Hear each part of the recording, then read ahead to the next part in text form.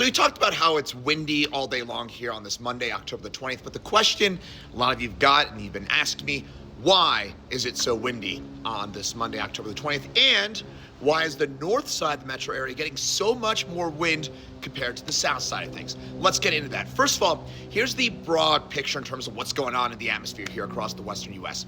Low pressure well off to our north of us here in Colorado, and high pressure well off to our south. And the reason why we're seeing wind in general is we're seeing a sharp pressure gradient. Strong low to our north, strong high to our south, and it basically equals out through that wind. Air flows from high to low pressure, so you're getting all this wind. Now, the more substantial reason why we're seeing this wind, we had a sharp cold front move through this morning in association with that low pressure center off to our north.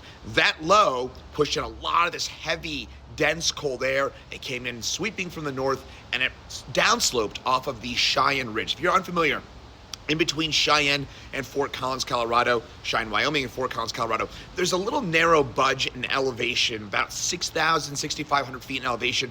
We call it the Cheyenne Ridge. And as you get that north wind, it downslopes. So think about air going down a slide or something like that. That's where you're getting the effect of, and all that wind rushing down to Fort Collins, and it's still doing so, by the way, but it really rushed down this morning right behind that front, producing in some cases some 75 to even some localized close to 80 mile an hour wind gusts.